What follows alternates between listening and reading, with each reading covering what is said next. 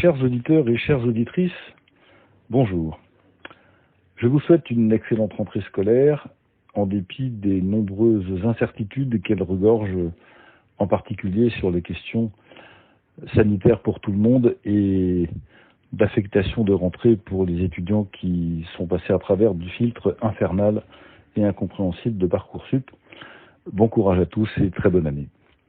Je viens vous parler aujourd'hui de ce qui anime l'actualité de ces derniers jours, c'est-à-dire l'ouverture des accusés dans le cadre du procès suite aux attentats du 13 novembre 2015 à Paris. La France entière a été choquée de la déclaration du désormais célèbre Salah Abdeslam, probablement le principal instigateur de ces attentats, lequel a eu l'outrecuidance de commencer cette audience par la profession de foi islamique et le fait de renvoyer l'Occident à ses propres manques. Beaucoup ont été choqués de cette déclaration parmi les observateurs, et j'avoue que le fait qu'ils aient été choqués et même surpris m'a surpris moi-même. Comment pouvait-on imaginer que M. Abdeslam dise d'une certaine manière autre chose que ce qu'il a dit ? Est-on vraiment certain que le simple fait de comparaître devant la justice française rende notre justice respectable aux yeux de personnes pour qui la civilisation occidentale est en déclin profond, en complète décadence et ne mérite que le mépris et donc la violence? Comment peut-on imaginer que quelqu'un qui ne reconnaît d'autorité qu'à Allah, c'est-à-dire à celui qu'il considère comme son Dieu, puisse reconnaître quelque valeur que ce soit à ceux qui se présentent comme ses juges, fussent-ils ceux de la République française et dûment institués à cette fin?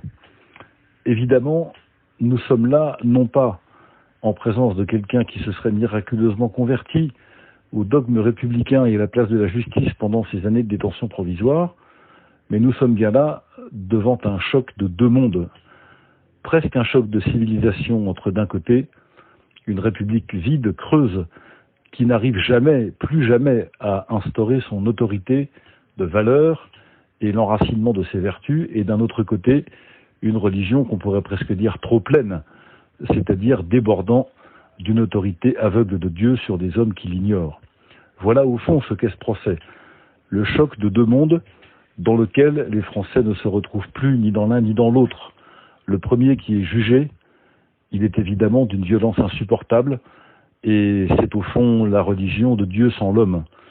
Le deuxième monde qui lui fait face, c'est celui de cette République qui n'est plus qu'incantatoire et qui serait la religion de l'homme sans Dieu, sans sombrer dans des affres particuliers ou des travers trop prononcés d'une volonté de rétablir de force la religion dans la vie politique. Il faut tout de même dire que ce choc de deux mondes qui oublie la vraie valeur de la transcendance dit tout le désarroi de notre pays, incapable de résister à ceux qui l'attaquent pour avoir perdu le sens de son propre enracinement. Je ne sais pas si c'est la leçon qui sera retenue in fine de ce prophète, mais je suis sûr qu'en tout cas c'est la leçon qu'on peut tirer de son introduction. Je vous souhaite une bonne semaine et vous dis à vendredi prochain.